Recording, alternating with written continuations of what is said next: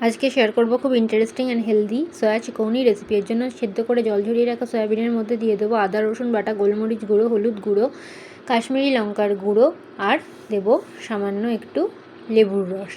এরপরে এটা ভালো করে ম্যারিনেট করে রেখে দেবো 10 থেকে 15 মিনিট। এরপরে কড়ার মধ্যে দিয়ে দেবো সাদা তেল। তারপরে ম্যারিনেট করে রাখা সয়াবিনগুলো সামান্য একটু নুন দিয়ে ভালো করে ভেজে নেব। এরপরে একটা বাটির মধ্যে নেব টক দই, দিয়ে দেবো 1 চামচ চিনি, স্বাদ মতো নুন। তারপর এটা ভালো করে হুইস্ক করে নেব। এরপরে গ্যাসের ফ্লেম অফ করেই ভেজে রাখা সয়ার মধ্যে দিয়ে দেবো পেঁয়াজ কুচি আর কাঁচা লঙ্কা কুচি। এরপর এটা একটু ভালো করে মিশিয়ে নেব। তারপরে আমরা একটা হাতার মধ্যে দেব সাদা তেল, হলুদ গুঁড়ো, কাশ্মীরি লঙ্কার গুঁড়ো আর দেবো একটুখানি জিরে ফোড়ন। এরপর এটা আমরা ঢেলে দেবো দইয়ের মিক্সচারটার মধ্যে। তারপর ভালো করে হুইস্ক করে নিয়ে আমরা এর মধ্যে ছড়িয়ে দেবো কসৌটি মেথি। তারপর আরেকবার একটু ভালো করে মিশিয়ে নেব। তারপর এই মিক্সচারটা আমরা দিয়ে দেবো সয়াবিনের মধ্যে।